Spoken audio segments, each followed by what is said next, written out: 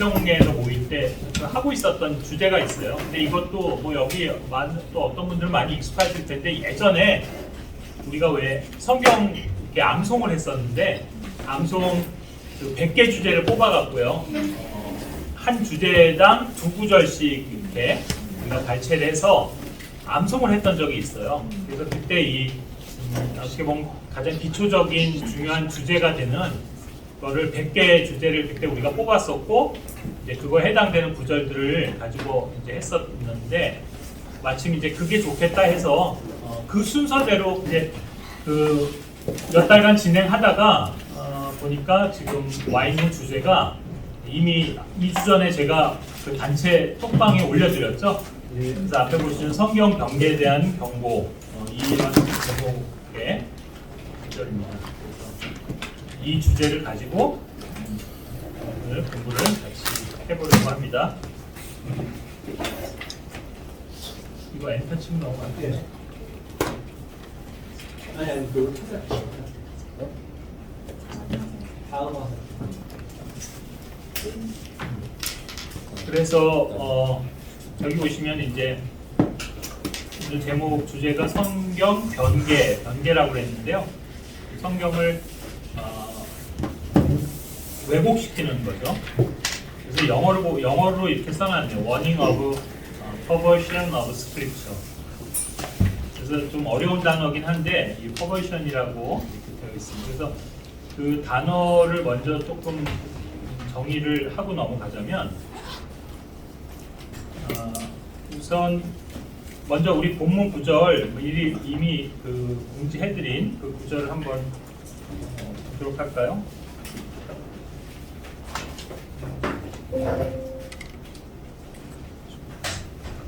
먼저 단어를 조금 공부를 하고 넘어가겠습니다.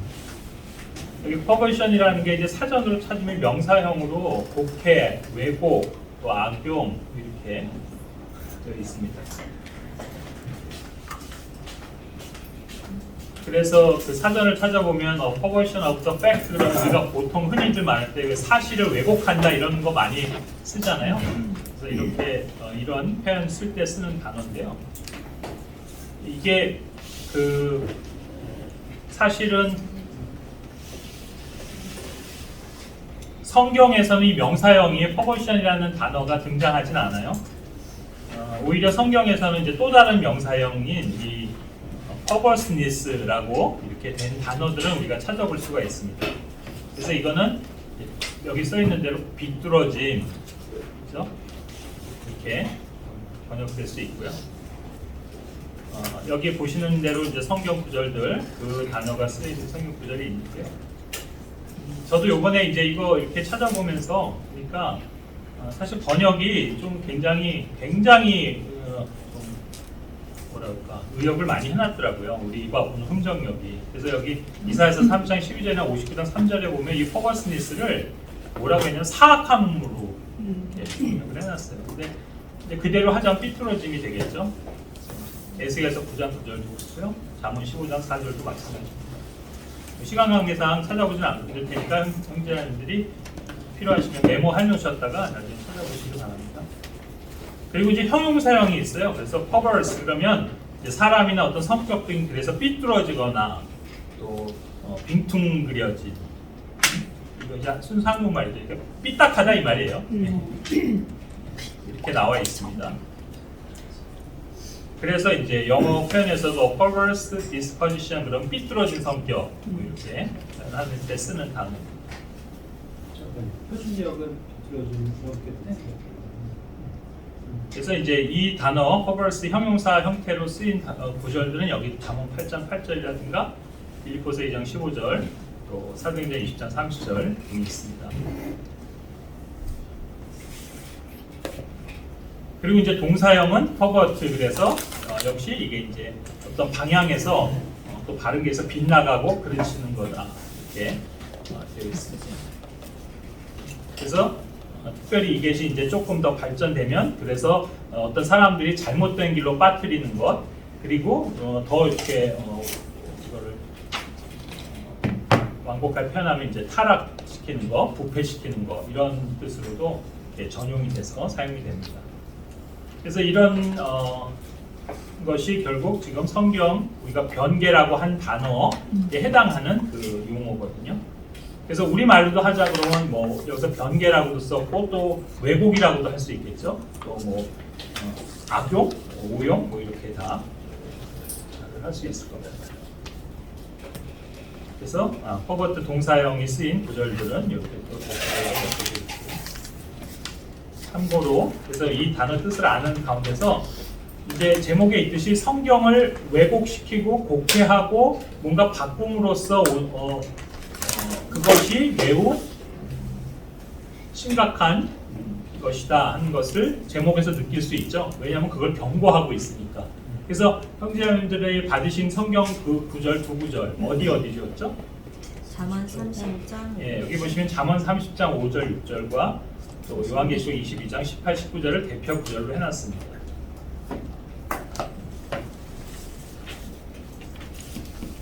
이 말씀들이 결국 성경을 바꾸는 것, 즉 변개하는 것에 대해서 경고하고 있는 거죠.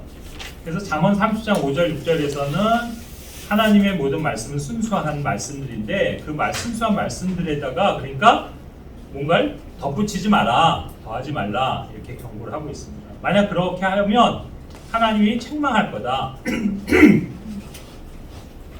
그리고 그렇게 한 사람은 결국 거짓말쟁이가 되는 것이다. 이렇게 지금 말하고 있습니다. 그 다음에 요한계시록 22장은 요한계시록은 사실 예언의 말씀인데요. 예언도 마찬가지죠. 하나님의 말씀인데 그 예언의 말들 가운데 어떤 것들을 더하거나 또 빼는 것에 대해서 경고를 하고 있습니다. 그래서 여기서는 이제 뺄 경우에는 그에게 주어질 어떤 포션도 하나님이 빼버리겠다. 파트도. 또 그에게 뭔가 재앙들도 성경에 기록된 이 재앙들, 요한계시록에 나와 있는 그 재앙을 이렇게 하나님 말씀을 덧붙이는 자들한테 더하시겠다. 이런 무서운 경고를 하고 계십니다. 이것들에 관련해서 한 가지 더 여기엔 지금 두 구절만 알려드렸지만 또 한 가지 구절이 있는데요. 보신 것처럼 신명기 4장 2절입니다. 다 함께 읽어볼까요? 시작. 내가 너희에게 명령하는 말에 거하거나 거기에서 빼지 말고 내가 너희에게 명령하는 주 너희 하나님의 명령을 지키라. 이 구절에서도 이제 이 구절에서는 두 가지를 다 말하고 있습니다. 역시 더하지 말라, 빼지 말라. 그리고 한 가지 더 명령인데 그러니까 뭐예요? 순수한 그 말씀 그대로를 여기서 keep, 지켜라 이렇게 볼 수 있습니다. 그러니까 여기서 두 가지 부정적인 명령은 더하지 말라는 거고 빼지 말라는 거고 긍정적인 명령은 그것을 그대로 지키라는 겁니다. 하나님의 명령들을.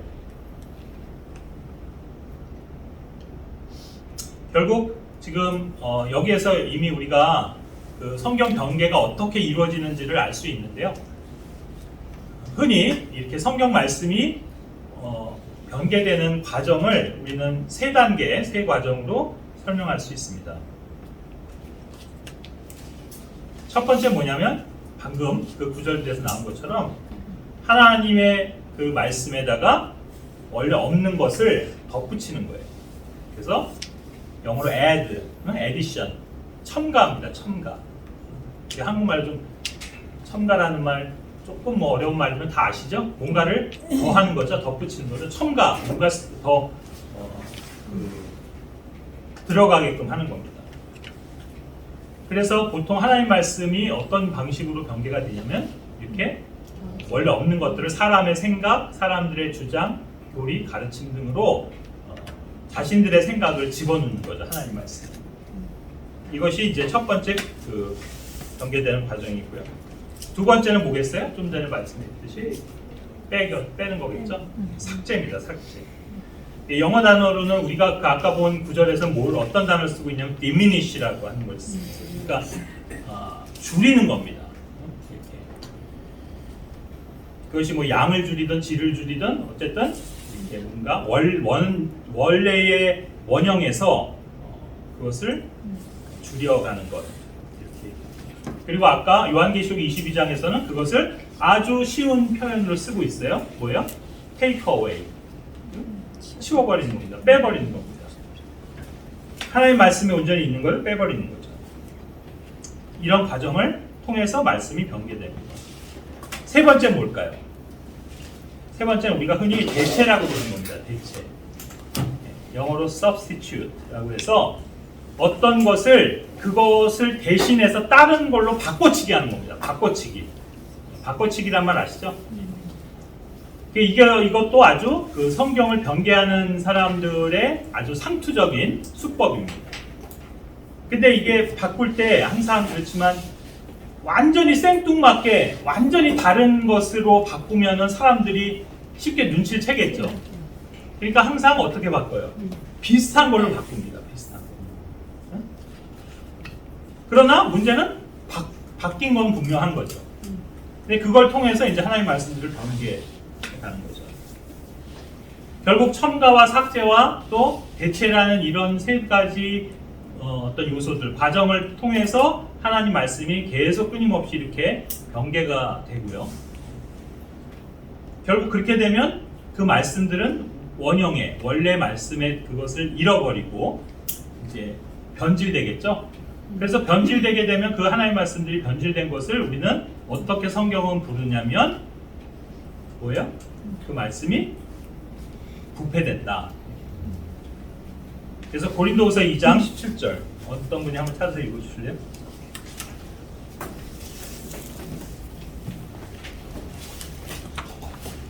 한 분이 고린도후서 2장 17절 찾아 읽어주시고 그 다음 분이 고린도후서 11장 3절 한번 찾아주세요.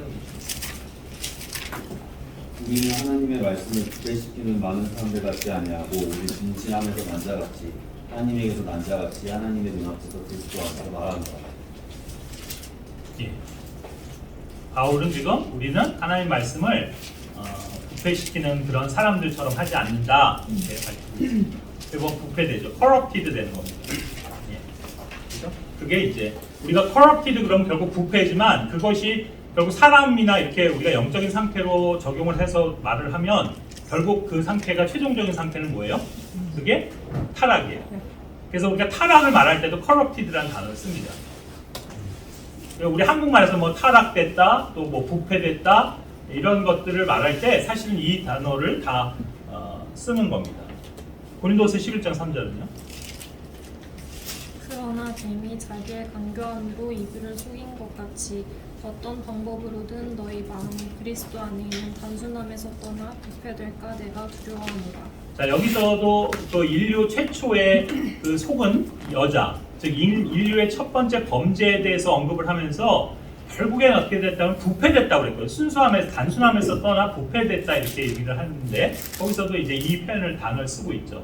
그래서 이제 여기서 우리가 하나님 말씀을 변개하는 것이 얼마나 심각한 거고 또 그것이 가져다주는 그 결말이 얼마나 그 큰 어떻게 보면 재앙인가 하는 것을 사실은 그 인류가 범죄한 첫 번째 케이스 아담과 이브를 통해서 사실은 이것을 우리가 배울 수 있어요. 캐치할 수가 있습니다.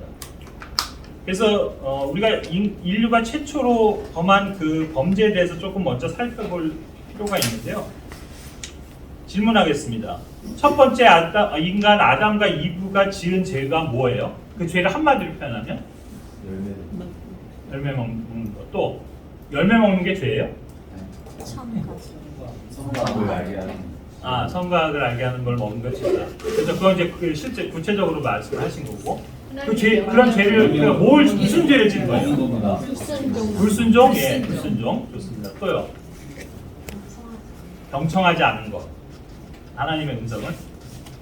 뱀의 말을. 뱀의 말을 신뢰하는 것. 하나님보다 더 높아지려고 했다. 하나님의 말씀을 변개시키는. 네, 그렇죠. 다 맞습니다. 다 맞는데, 다 맞죠. 우리가 그 인류의 첫 번째 범죄를 얘기할 때 이제 보통 그것이 뭐 하나님을 배반한 거다, 불순종한 거다, 또 뭐 이런 말들을 많이 하죠. 근데 이제 본질을 가만히 우리가 이제 들여다 보면 결국에는 하나님 말씀을 변개한 것이 죄인 것을 알게 돼요. 우리가 그걸 좀 이 시간에 먼저 살펴보고 넘어가겠습니다. 자, 죄의 그래서 변개된 말씀 아까 했지만 부패된 말씀이라는 거죠. 죄의 시작, 즉 기원인 이것에 대해서 좀 생각을 해볼 필요가 있는데요. 로마서 5장 12절입니다. 여기 앞에 띄워놨는데요. 자, 이 구절을 한번 읽어보시고요.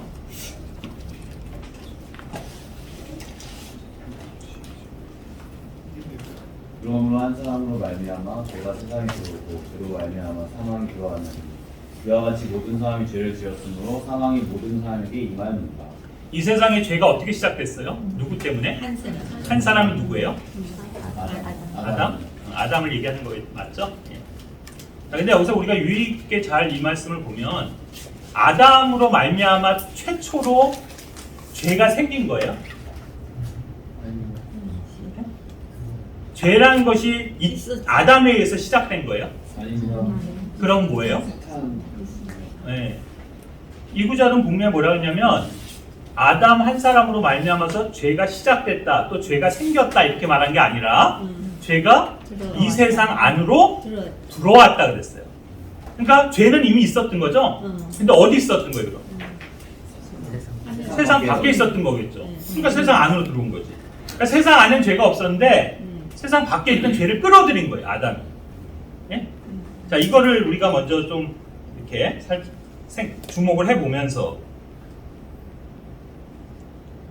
그렇다면 세상 밖에 있던 그 죄는 그러니까 누가 시작한 거예요? 아담이에요?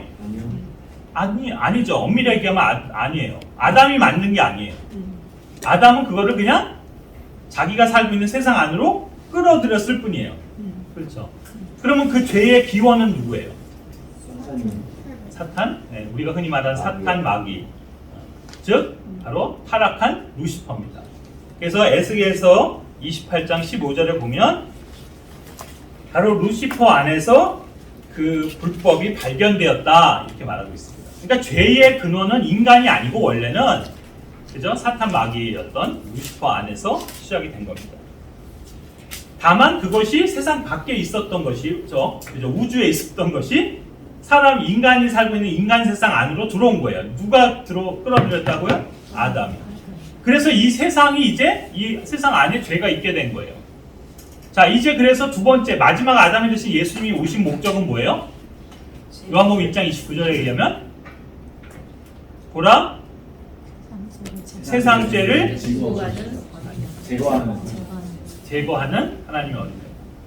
세상의 죄를 제거하시기 위해서 오신 거예요. 첫 번째 아담은 세상에 죄가 들어오게 했고, 두 번째 아담은 그 세상에 있는 죄를 다시 치워버리려고, 테이크어웨이 해버리려고 오신 거예요.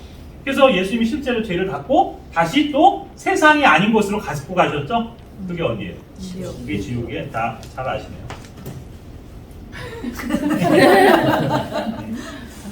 새싹들. 새싹. 앞자리에만 동생 들고 있는. 그러면 묻겠습니다.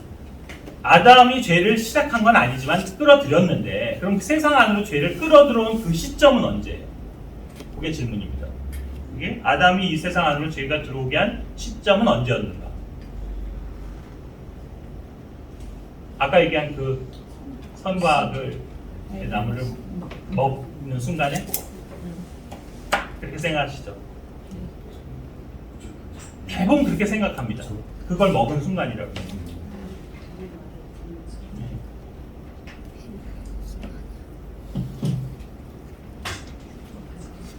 하나님께서 먹지 말라고 했던 그 나무를 먹은 것이 하나님의 명령을 불순종한 것이라고 말할 수 있고 그것을 죄라고 당연히 부릅니다. 우리는. 그리고 하지 말라고 했으니까 뭐 그것도 죄겠죠. 그리고 그 행위는 하나님께 대한 불순종이라고 말할 수 있습니다. 그렇지만 엄밀히 보자면 그 여자가 그 나무의 열매를 따서 먹는 순간 죄를 지은 게 아니고 또 그때 죄가 들어온 게 아닙니다. 사실은 그 열매를 따서 먹는 거는 죄의 행동, 즉 결과였을 뿐이에요. 우리가 이걸 어떻게 알 수 있어요? 죄는 이미 세상 안에 들어와 있었어요. 따먹기 전에, 직전에. 그걸 어떻게 할 수 있냐면 창세기 3장 2절 3절에서 보면 여자가 하는 말이 나오는데 먹기 전이에요. 3장 2절 3절은. 그런데 이미 여자는 거짓말을 하고 있어요. 그죠? 그가 열매를 먹은 다음에 거짓말하거나 그 다음에 죄가 드러난 게 죄를 진 게 아니고 지금 사탄 그 뱀과 대화하는 과정 속에서 이미 죄가 드러나고 있어요. 여자 말 속에 거짓말이 막 나오고 있잖아요. 그건 이미 죄가 들어와 있는 거예요. 세상 안으로. 그러니까 이미 죄는 그 전에 들어온 거예요. 그럼 그게 언제일까?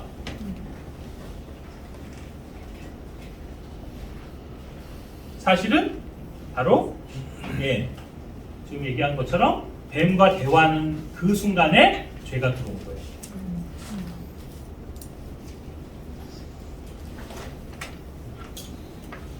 다시 말하자면 뱀과 마주해서 대화하는 가운데 이미 죄가 들어왔다고 말할 수 있습니다. 정확히 말하자면 여자가 뱀의 질문에 첫 번째 질문에 귀를 기울였고 그 다음에 뱀의 질문에 답을 하는 그 순간에 이미 죄를 받아들인 거예요. 그래서 그 죄의 원조라고 할 수 있는 뱀은 여자한테 접근해서 말을 붙였고 첫 번째로 한 것이 뭐냐면 질문이었어요. 그 질문을 기억하시는 거예요. 뱀이 여자에게 한 첫 번째 질문이었어요. 딱 말을 걸은 게 뭐였어요? 뭘로 시작했어요? 질문으로 시작했어요. 바로 이거예요. 참으로 하나님께서 그 동산에 있는 나무를 먹지 말라고 하시더냐? 참으로, 진정으로. 그래서 영어로 보면 이게 뭐예요? 예의? 예의의 발음 맞나? 미주자매 맞아요? 발음 YEA. 예의? 영어로도 예의예요? 예의? 이거 굉장히 긍정의 말이잖아요. 예의. 그러니까 우리 현대 말로 얘기하면 yes에 yes. yes. 그래. 실제로 맞냐 이 말이거든요. 그러면서 뭘 물어봤냐면 하나님이 먹지 말라고 그렇게 말했냐 이렇게 물어본 거예요. 이 말에 이미 굉장한 그 트랩이 함정이 있었던 거죠. 이 말을 딱 듣는 순간 여자가 가진 게 뭐였겠어요? 그렇죠. 하나님 말씀에 대해서 회의한 거예요. 의심을 하기 시작한 거예요. 바로 그게 죄입니다. 하나님 말씀을 하나님이 정말 그렇게 말했나? 그게 진짠가? 이렇게 의구심을 갖는 그 자체가 이미 죄인 거예요. 그래서 하나님 말씀을 변개하는 것, 왜곡하는 것 자체가 죄인 거죠. 그러니까 사실은 최초의 인간이 지은 죄는 하나님을 불순종했다고도 할 수 있고 배신했다고도 할 수 있고 뭐 여러 가지 뭐 말을 할 수 있지만 그렇게 표현하는 거 다 맞지만 그러나 가장 근원적인 죄는 하나님이 애초에 하셨던 말씀에 대해서 회의하기 시작한 거예요. 그래서 인간이 지은 최초의 지은 죄는 살인도 아니고 간음도 아니고 도둑질도 아니며 심지어는 거짓말도 아니었던 거죠. 물론 거짓말을 했지만 나중에 그건 결과였어요. 결국엔 하나님 말씀을 의심한 거죠. 자, 그러면 우리가 이 여자가 바로 하나님 말씀을 의심하기 시작한 것을 어디서 알 수 있냐면 그의 이제 그 여자의 대답에서 알 수 있는데 거기에서 아까 우리가 배운 이 성경을 변개해가는 세 가지 기초 세 단계 과정의 요소를 다 발견할 수 있어요. 그걸 찾아보도록 하겠습니다. 잘 보이시나 모르겠네. 자, 창세기 2장 16, 17절은 원래 하나님이 하셨던 말씀이에요. 명령이에요. 그죠? 그 다음에 창세기 3장 2절 3절은 야 진짜로 하나님이 그렇게 말씀했냐? 라고 묻는 뱀에게 여자가 답변한 내용이에요. 그러니까 자기가 듣고 알고 있었던 하나님의 그 창세기 2장 16, 17절을 지금 인용해갖고 답변을 하고 있는 거예요. 근데 여기에서 이미 하나님 말씀을 변개하고 있어요. 그것도 우리가 지금 공부하고 있는 세 가지 요소를 통해서. 자, 그러면 첫 번째가 뭐라고 그랬어요? 아까 성경 변개 첫 번째가 단계가 첨가, add 한 거라고 했죠? 자, 여기서 2절 이쪽 왼쪽 원래 했던 하나님의 말씀을 잘 보시고 그 다음에 오른쪽에 있는 그녀의 답변을 비교해서 뭐를 첨가했는지를 발견해 보세요. 만지지도 말라. 예? 만지지도 말라. 아, 만지지도 말라. 그렇죠. 하나님이 애초에 말씀하신 게 만지지 말라는 말도 있었어요? 예? 그렇죠. 하나님은 먹지 말라고 그랬지. 만지지 말라는 말은 안 했잖아요. 근데 먹지도 말고 만지지도 말라. 이거 첨가죠, 분명히. 근데 사실은 그거 말고 또 있어요. 그거 이전에. 한가운데 있는. 예? 한가운데 있는. 한가운데 있는? 아, 그런가? 한가운데 없었나? 그렇게 쓸 수 있겠네. 그러네. 동산의 모든 나무. 네? 모든 나무. 모든. 그냥 모든? 여기 동산의 나무들. 아닌가? 첨가. 첨가한 게 뭐예요, 첨가? 먹어도 된다. 먹어야 된다는 걸 하나님 말씀하셨죠. 근데 지금 전에 지적했듯이 만지지 말란 말은 분명히 없었던 거예요. 그거 첨가한 거야. 근데 그거 말고 또 있어요. 나무들의 열매. 열매가 있어요. 열매. 있어요. 프로. 예? 열매라는 말이 없어요. 하나님은 나무에서 나는 것을 먹지 말라고 해요. 나무 of the tree예요. 그러니까 좀 극단적으로 얘기를 하자면 이파리를 먹어도 안 되고, 그죠? 줄기를 먹어도 안 되고 껍질을 벗겨서 먹어도 안 되는 거예요. 그 나무에서 난 거니까. 그러니까 유독 열매라고 국한하지 않았어요. 그런데 여자는 그것을 구체화해서 fruit of the tree, 예? 나무의 열매다 이렇게 얘기했죠. 이거 첨가입니다, 사실.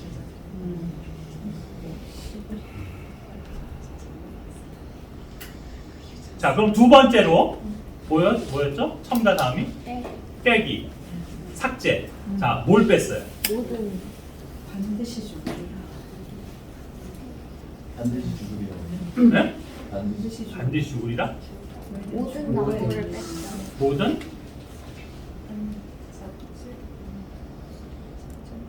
선악. 우리가 선악을 알게. 선악을 알게 하라. 다 있는 것 같은데. 좀 전에 연숙자매님이 정답을 얘기했어요. 마음대로. 이 마음대로란 단어가 사라져버렸어요. 이 영어로 freely, 자유롭게, 예? 이 마음대로, 이 마음대로 먹어도 좋다는 거야. 원래는 하나님 명령. 그러니까 하나님 원래 동산에 있는 걸 다 허락하신 거예요. 다 마음껏 먹어도 좋다는 거예요. 근데 그것이 결국 여자 말에 의해서 어떻게 바뀌었어요? 하나님이 굉장히 아주 편협되고 어미하신 분으로 바뀌어버렸어요. 먹지도 말고. 그죠? 근데 사실은 하나님은 원래는 어떻게 보면 그러니까 100%를 얘기하면 99%를 허용했고 1% 하나만 먹지 말라고 합니다. 하나만. 사실은. 그런데 지금 여자의 말에 의하면 뭐예요? 그런 것이 없어진 거죠. 사실은 성경 안에서 이 free라는 단어가 교리적으로도 되게 중요한 단어예요. 왜냐하면 freely라는 건 뭐냐면 자유롭게 마음껏이니까 제한이 없다는 뜻 아니에요. 다른 말은 공짜로 이렇게 말할 수 있는 거예요. 바로 성경 배경은 값없이 그게 freely예요. 그래서 예수님이 나는 생수의 강이라고 그랬잖아요. 나에서 나는 물을 생수를 받아 마셔라 하셨을 때 뭐라고 했어요? 마음껏 마시라고 했어요. 그죠? 그게 프리리예요. 그러니까 하나님 원래 인간에게 엄청난 자유를 주신 거예요. 그러니까 모든 것을 우리에게 스스로 할 수 있는 자유 의지를 다 주신 거라고. 그런데 그거를 결국 빼버렸다는 건 뭐냐면 이 제한을 시켜버린 거죠. 이것이 복음에 있어서도 구원에 있어서도 적용이 되면 사실은 예수님을 우리가 누구나가요 정말 믿고자 하면 믿을 수 있고 받아들이려면 받아들일 수 있는 거예요. 그거는 누구나 할 수 있는 거예요. 근데 굉장히 그거를 어렵게 만들어버렸어요. 오늘날은 뭔가 굉장히 까다롭고 굉장히 복잡한 절차가 있고 뭔가 단계가 있어야지만 구원을 받는 것처럼 해버려 게 대부분의 오늘날 그런 이단 교리란 말이에요. 근데 오늘날도 적용이 되는 거 사실은 우리가 누구나 자유롭게 마음껏 그 예수님을 믿고 받아들일 수 있어요. 근데 그렇지 않죠. 어쨌든 뭐 이건 뭐 다른 얘기지만 분명한 건 여기서 그걸 빼버렸어요. 마음껏이라는 말을 삭제했어요. 자, 세 번째 뭐예요? 대체 바꿔버렸어요. 뭘 바꿨어요? 주가 명령하신 아, 그렇죠. 하나님은 원래 뭐라고 그랬어요? 반드시 주는 반드시 준다. Surely die. 반드시 죽는다고 했어요. 반드시. 예? 그런데 여자의 답변은 죽으면 어떻게 하지? 죽을지도 몰라? 죽을까 염려돼? 이런 뜻으로 뉘앙스로 바꿔버린 거예요. 이게 결국 왜곡시키는 거죠. 예? 대체한 겁니다. 이런 식으로 해서 결국에는 최초의 그 하나님 말씀을 변개한 바로 그것이 인간의 죄인 거죠. 이 심리가 그 이후로 모든 타락한 인간들 본성에 있어서 항상 사람들의 문제는 뭐냐면 하나님의 말씀을 순수하게 그냥 믿고 있는 그대로 믿고 받아들이는 게 아니라 거기에 내 생각과 내 마음에 드는 거를 첨가시키고 또 빼고 싶은 건 빼고 그 다음에 이렇게 바꾸는 게 좋겠다 해서 바꾸고 이렇게 하는 게 있다는 거죠. 그래서 오늘날 성경이 많아진 거예요. 다 그렇게 바꿔서. 네.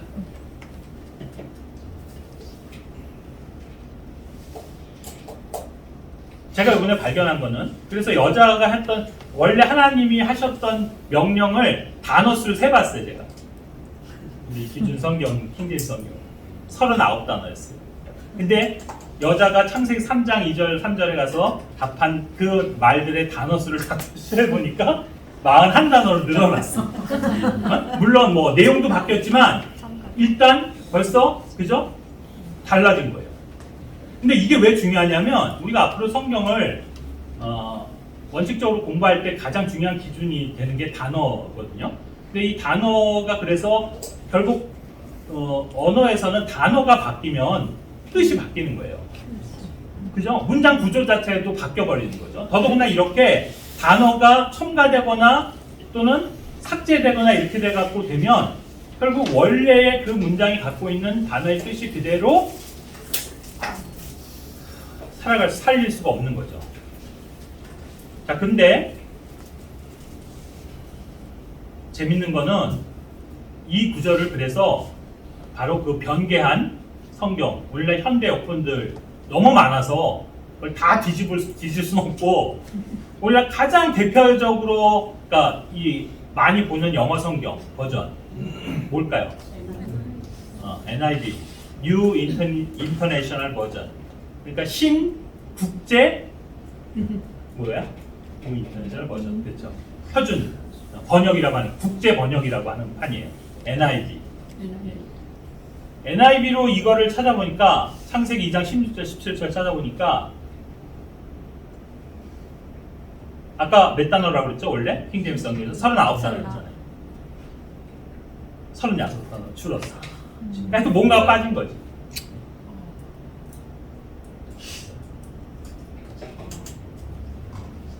그래서 그 특별히 이 NIV가 한국어로도 번역돼 있죠. 요즘에 그 물론 한국 사람들은 주로 이제 옛날부터 보던 개혁 성경에서 이제 개정을 해서 요즘 개혁 개정판을 많이 보지만 어찌됐든 간에 요즘에 뭐 많은 성경들이 한국에도 출판이 돼 있기 때문에 우리가 서점에 가보면 성경이 수십 종에 달해요. 그래서 이제 그 중에서 지금 말한 그 대표적으로 성경을 변개 역본의 대표주자라고 할 수 있는 이 NIV랑 조금 비교해서 샘플을 몇 가지 보여드릴게요. 이거를 보여드리는 이유는 여러분들이 이것에 흥미가 있으시면 가서 이제 찾아보고 개인적으로 공부를 할 수 있을 거라고 충분히 생각이 되기 때문에 말씀을 드리는 겁니다.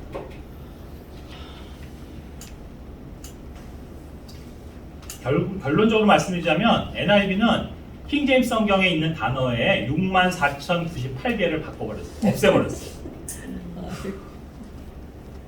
다릅니다. 킹제임스하고. 물론 핑계나 이유는 많죠. 예? 뭐 이 단어가 더 낫다는, 이게 더 현대식이라느니, 이게 더 이해하기 쉽다느니 많은 이유를 댔겠지만 어쨌든 이렇게 바꿔놓습니다. 그래서 제가 이렇게 많은 거를 다 이 시간에 할 수 없잖아요. 그냥 몇 개만 샘플로 추려왔습니다. 마태복음 1장 25절을 보면, 제가 이제 지금 영어로만 그래서 할 수밖에 없으니까 왼쪽엔 킹제임스 버전 바이블, 그 다음에 이쪽은 NIV. 마태복음 1장 25절 한글로 이 구절, 누가 어떤 분이 빨리 찾는 분이 한글로 한번 읽어주세요.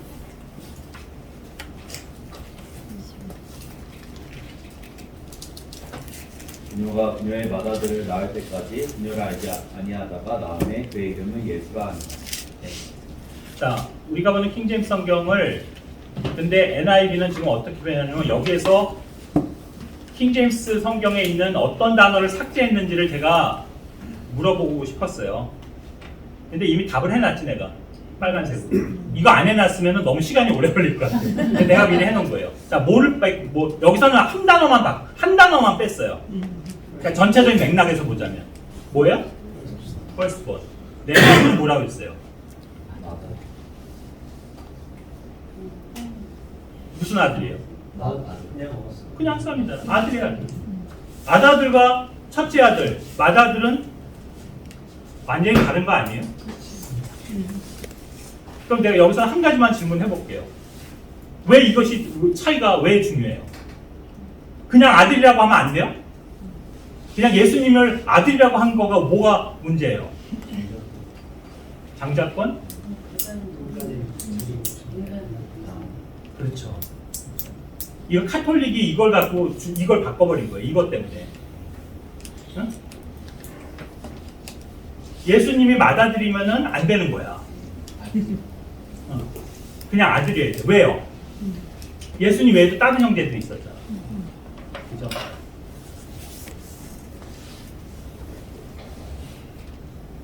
마리아가 이미 예수님 말고도 다른 아들을 이미 갖고 있었다. 이렇게 교류할 수 있는 거거든요.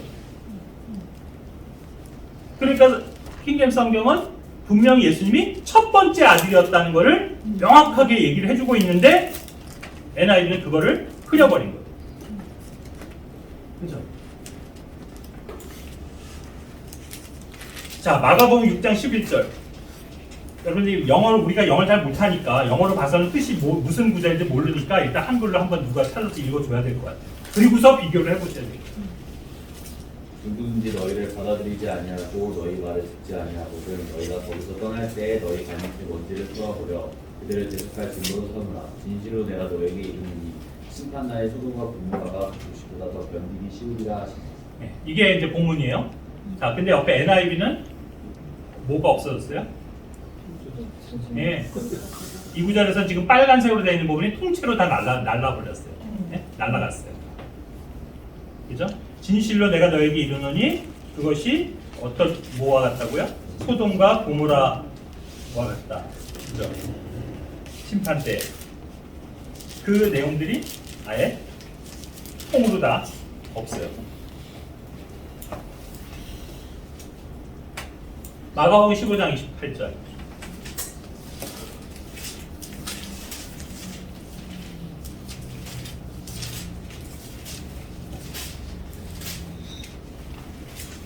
이로써 그가 범법자들과 함께 기수되었도다 하시는 성경 교육이 성취되었다.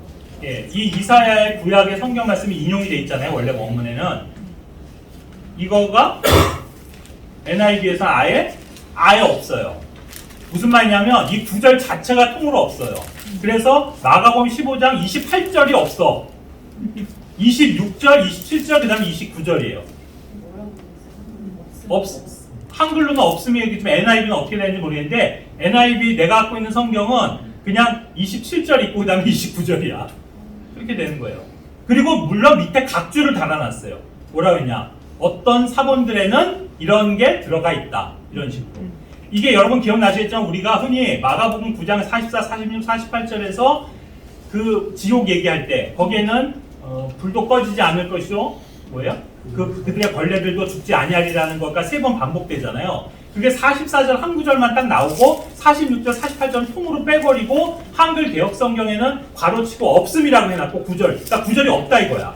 그렇게 해놓고 NIV 같은 데는 보면 밑에 각줄을 달아놓은 거죠. 그러나 일부 사본에는 있다. 이런 식으로 해놓은 거예요. 그런데 이런 구절이 굉장히 많아요. NIV에는. 대표적인 구절들을 뽑아놓은 거예요. 이건 뭐냐면 아예 절이 없는 거야. 통째로.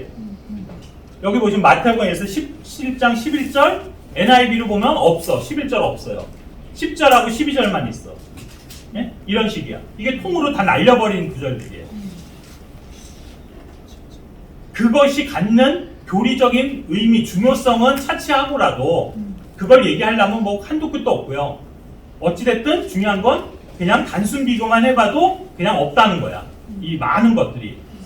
그러니까 첫 번째 구절 마태복음처럼 한 단어만 삭제한 경우도 있지만 그 두 번째 구절처럼 전반부 있고 후반부를 통째로 없는 것도 있고 이렇게 지금 보시는 것처럼 아예 그냥 절 전체를 다 없애버린 것도 부지기수다.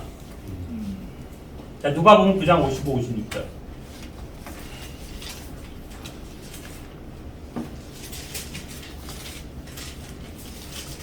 빨리 찾아드려주세요. 몇 구절 안 남았어요. 그분께서 돌아서서 그들을 꾸짖으시며 이르시되 너희가 어떤 영에 속해 있는지 너희가 알지 못하는구나. 사람의 아들은 사람들의 생명을 멸하려 오지 아니하고 구원하러 왔느니라 하십니다. 그들이 다른 마음으로 갔다. 예.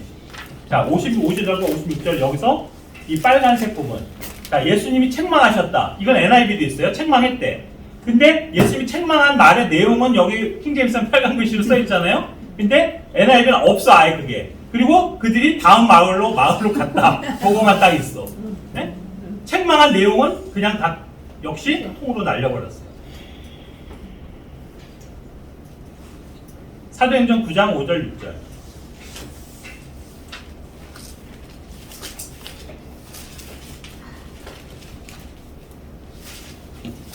그가 이르되 주여 누구시니까 하는 주께서 이르시되 나는 내가 핍박하는 예수라 가시체를 걷어차기가 내게 고생이라 하시거늘 그가 또 하나 놀라 이르되 주여 내가 무엇을 하기 원하시나이까 하매 주께서 그에게 이르시되 일어나 도시로 들어가라 그러면 내가 반드시 해야 할 일을 있게 되리라 하십니다.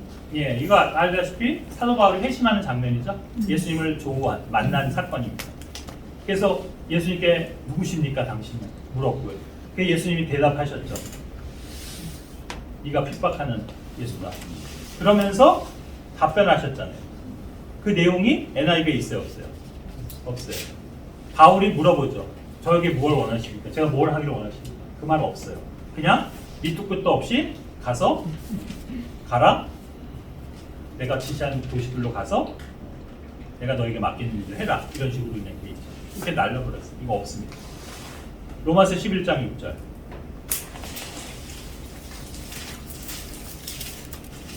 만일 은혜로 된 것이면 그것이 더 이상 행위에서 난 것이 아니니 그렇지 않으면 은혜가 더 이상 은혜가 아닙니다. 그러나 만일 그것이 행위에서 나는 것이면 더 이상 은혜가 아닙니다. 그렇지 않으면 행위가 더 이상 행위가 아닙니다. 네, 여기서도 후반부 아예 다 들어오셨어요. 고린도서 6장 20절.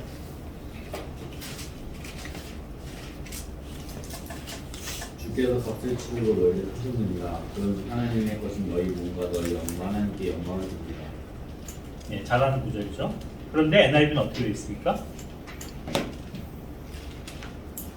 그냥 너희 몸들로 하나님께 영광을 돌리라. 여기 빨간 거 in your spirit, 영 안에서. 그리고 그것이 하나님의 것이다 라는 이 부분 없습니다. 에베소서 5장 30절. 이거 뭐 짧으니까 영어로만 봐도 무슨 뜻인지 알 거예요. For we are member of his body. 우리는 그분의 몸이니. NIV도 For we are members of his body. 우리는 그분의 몸이다. 거의 똑같습니다. 거기까지. 근데 그 다음에 킹제임스 성경은 of his flesh and of his bones. 우리는 그 몸의 뼈들이요 지체다. 그러니까 살들이요 뼈들이다. 이 말이 있는데 여기는 아예 없죠. 이런 차이가 이게 교리적으로 왜 중요한지는 뭐 지금 설명할 수가 없는 거예요. 시간은 많으나. 그러나 분명한 건 없는 겁니다. 이게. 그러니까 내용이 없으니 당연히 거기에서 파생될 수 있는 어떤 주님의 가르침이나 교리나 이런 것 전혀 우리가 알 길이 없는 거죠. 디모데전서 1장 5절.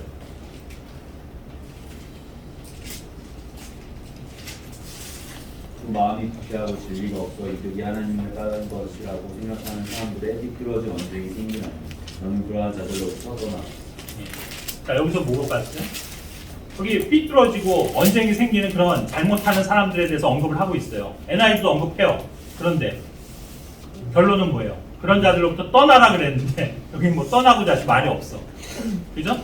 그냥 그렇게만 말하고 끝나는 거예요. 요한일서 4장 3절. 예수 그리스도께서 육체 안에 오신 것을 시인하지 아니하는 영마다 하나님께 속하지 아니하였으나 아니하였나니 이것이 저 그리스도의 그 영이니라. 그것에 관하여는 그것이 오리라는 말을 너희가 들었거니와 그것이 지금 이미 세상에 있느니라. 여기서도 엄청나게 중요한 프레이즈가 빠져 있는 거예요. 뭐예요? 예수님이 오신 거를 그냥 NIV만 보면 예수님이 하나님께로부터 온 것을 부인하는 자는 적그리스도다 이런 뜻이거든. 얼핏 보면 그래 맞지 비슷한 거지 라고 생각할 수 있지만 그 뜻이 아니에요. 하나님께로부터 온 거를 부인하는 게 아니라 뭐예요? 육체 안에 오신 것, 네? 육신으로 오신 것, 그죠? 육체를 갖고 오신 것이다. 그걸 얘기하는 거를 빼버린 거죠. 마지막 요한계시록 1장 11절. 이르시기를 나는 알파와 오메가요 처음과 마지막이니라.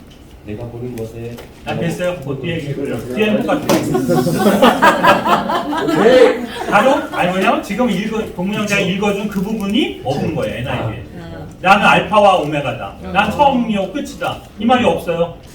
주님은 처음도 아니고 끝도 아니고 밑도 끝도 없는 분이에요. 그냥 그분이다. 아까 우리가 본문에서 우리가 그 본문 구절로 말씀드린 요한계시록 22장 18, 19절도 그 자체도 변개해놨어요. 네. 너희가 이 예언의 말씀에서 무언가를 빼면, 그죠?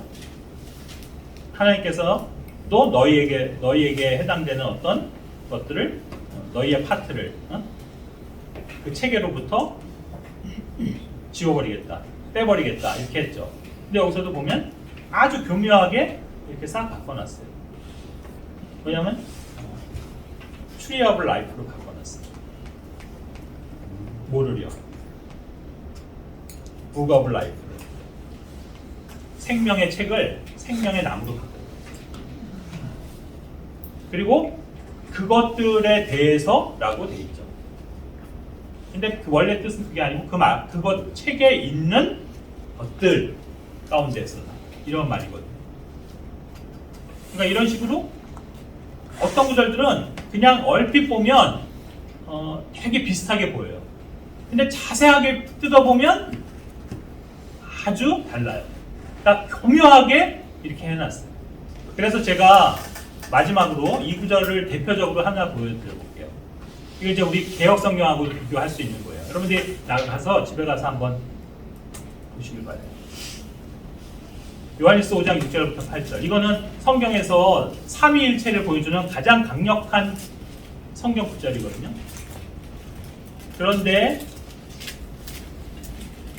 킹제임스 성경을 보세요. 6절에부터 보면 이분은 물과 피로 오신 분이시니 곧 예수 그리스도시라. 물로만 오지 아니하시고 물과 피로 오셨느니라. 증언하시는 이 성령이시니 이는 성령께서 진리시기 때문이라. 여기까지가 6절이죠. 자, 옆에 보세요. 한글 개가 어떻게 했냐면 이는 물과 피로 임하신 이시니 곧 예수 그리스도시라. 물로만이 아니요 물과 피로 임하셨고. 이 내용은 어디까지는 맞는 거예요? 지금 옆에 6절에 전반부까지 맞죠? 근데 뭐가 없어요? 지금 밑줄 쳐놓은 증언하시는 이는 성령이시니 이는 성령께서 진리시기 때문이다. 이 구절이 없죠, 6절에. 이걸 빼버린 거예요. 근데 너무 헷갈리게 어떻게 되어 있냐면 그 다음 7절을 보세요. 7절에 킹제임스 성경은 하늘에 증언하는 세 분이 계시니 곧 아버지와 말씀과 성령님이시라. 또 이 세 분은 하나한 이시이니라. 이거 삼위일체가 난 거죠. 아버지와 말씀과 성령이 한 분이시라는 거. 이것을 없애버리고 이거 없어졌어요. 이건 한글 개혁의 7절에 뭐 없어요. 이 내용은. 그리고 뭐가 있어요 대신? 증거하는 이는 성령이신 성령은 진리입니다. 이거 어디 썼던 구절이에요? 6절 아까 제 밑줄 치는 하반부 구절이죠? 그걸 7절로 갖다 놨어요. 절을 바꿔버렸다고요. 7절에 있어요. 이해 가시죠? 그 다음 8절에 땅에 증언하는 셋이 있으니 영과 물과 피라 또 이 셋은 하나로 일치하느니라. 8절에 개혁은 증거하는 이가 셋이니 그러니까 뭐가 없어요 여기? 땅에라는 말이 없어요. 성령과 물과 피라. 여긴 사실 성령이 아니에요. 원래 영이잖아요. 근데 성령과 물과 피라 또한 이 셋이 합하여 하나이니라. 이렇게 해놨어요. 비슷하긴 하죠. 근데 이렇게 돼 있어요. 이렇게 뭐랄까 아주 헷갈리게 돼 있는 거야. 그러니까 얼핏 보면 그냥 읽으면 다 있는 것 같아. 왼쪽에서 그냥 이렇게 슬쩍 읽고 이렇게 오른쪽 읽어보면 비슷했는데 이렇게 된 것 같아. 근데 자세히 이렇게 뭐죠? 대등하게 구절을 놓고 보면 뭐예요? 6절을 쪼개서 분해해갖고 하반부를 7절로 갖다가 놓고 7절에 있어야 되는 내용은 없애버리고 그죠? 완전히 대신 7절을 메꾼 거야. 6절을 두 구절로 만들어버린 거죠. 그리고 8절도 단어들을 또 역시 삭제했고 이런 식으로 이게 그냥 대표적으로 몇 개 좀 보여드린 거예요. 근데 이런 게 엄청 많다. 아까 그랬죠. 몇 구절이라고요? 그러니까 NIV를 기준으로 몇 단어가 없다고요? 64,000. 그냥 어떤 것이 성경이 부패된 성경이고 변개된 성경이냐 자명하죠. 그리고 그것들이 주는 교리적인 차이는 엄청나게 커요. 우리가 그런 것들을 세세하게 공부한다면 정말로 많은 시간을 정말 투자해서 공부해야 될 것이고 그 몫은 결국 여기 계신 형제자매들 각자에게 있는 거예요. 형제자매들이 그래서 성경을 자세하게 공부해야 하는 거예요. 우리가 성경을 공부해야 된다는 대표적인 그 근거로 삼는 구절이 뭐예요? 암송하시는 분. 우리가 성경을 왜 공부해야 돼요? 올바르게 나누는 그 구절이 어디예요? 좋아가지고 디모데후서 2장 15절. 다 있어요. 그렇죠. 스타디 뭐예요? 투 스타디라고 돼 있잖아요. 공부하라는 거예요. 그런데 그래서 NIV 같은 경우 어떻게 돼 있어요? 없죠? 그냥 뭐라고 돼 있어요? NIV는 아니 스터디란 말이 없었다니까요. 그냥 힘쓰라. 근데 아마 뭐라고 되냐면 diligently 뭐였더라?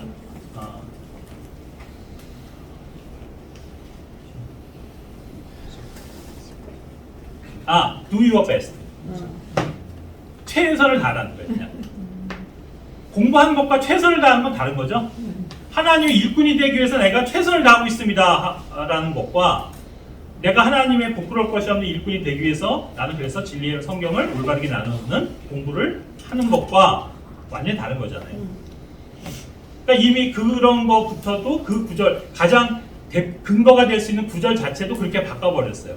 그러니까 그냥 크리스찬들은 NIV에 의하면 그냥 하나님의 일꾼이 되려고 힘쓰고 최선을 다하기만 하면 돼. 그 노력이 무엇이든 간에 그냥 하면 돼. 근데 킹제임스는 그렇게 얘기하는 게 아니죠. 너희가 반드시 부끄러울 게 없는 하나님의 일꾼이 되려면 하나님의 말씀을 rightly dividing 해야 되는데 바르게 나눠야 되는 거인데 그것을 위해서 study, 공부하라는 거예요. 그래서 공부의 몫은 형제자매들 각자에게 있는 거예요.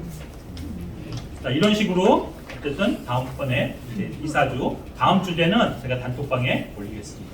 기도하고 마칠게요.